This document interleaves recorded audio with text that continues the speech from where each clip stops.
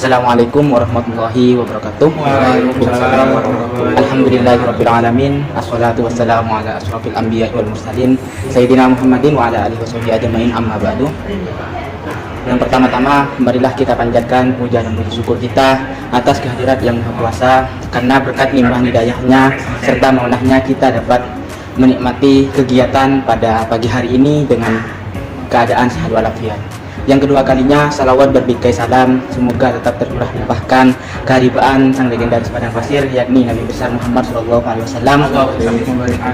Karena berkat limpahan hidayah rahmat beliau lah kita dapat menikmati ilmu pengetahuan dengan adanya Dinul Islamul Iman.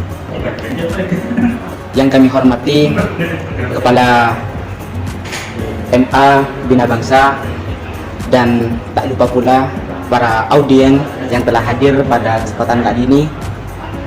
Saya sebagai pemateri talkshow pada hari ini akan menyampaikan beberapa poin penting yang nantinya menjadi pembahasan saya untuk 5 menit ke depan.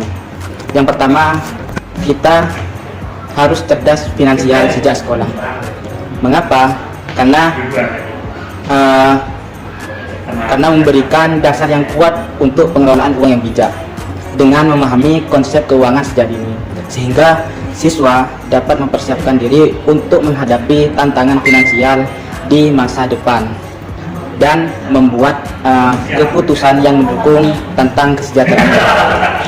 Jadi kita ketika sejak sekolah harus mempunyai kecerdasan dalam melakukan atau mengeluarkan finansial, supaya kita nantinya ketika sudah dewasa atau kita sudah melanjutkan ke jenjang yang lebih serius, kita tidak mengalami yang namanya tantangan finansial.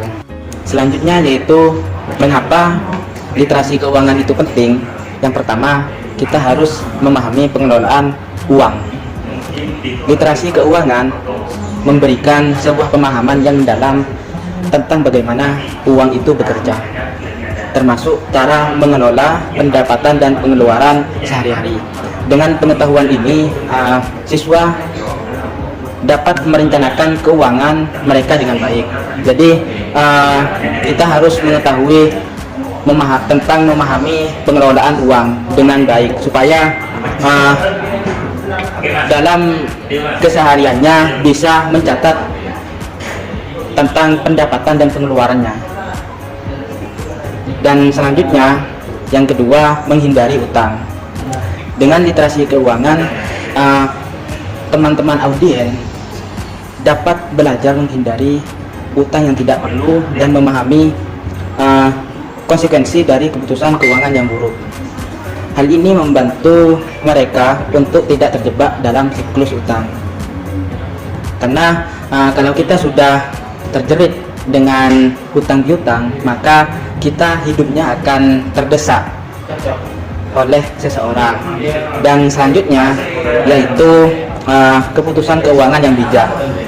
Keputusan keuangan yang bijak dapat diambil berdasarkan pemahaman yang kuat tentang literasi keuangan. Siswa yang terdidik secara finansial lebih mungkin untuk berinvestasi, menabung, dan merencanakan masa depan mereka dengan baik.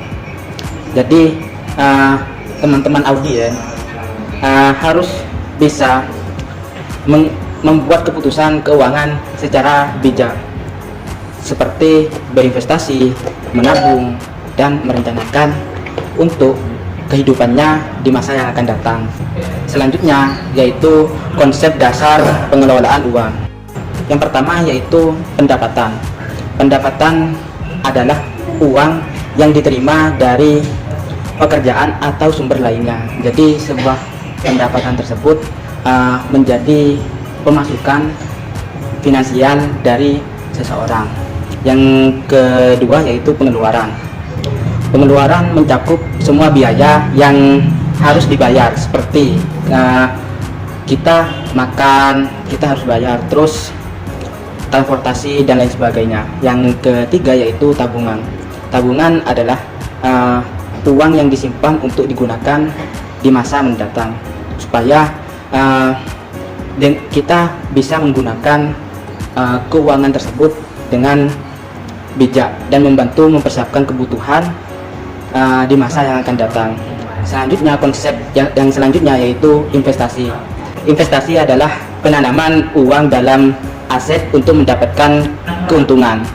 Jadi investasi kita menanamkan uang supaya kita tidak bekerja pada orang, cuman uangnya yang diputar. Jadi itu yang dinamakan investasi. Mungkin hanya itu dari saya sebagai pemateri pada hari ini. Kurang dan lebihnya saya mohon maaf. Wallahul muwaffiq ila aqwamit thoriq. Wassalamualaikum warahmatullahi wabarakatuh. Waalaikumsalam warahmatullahi wabarakatuh.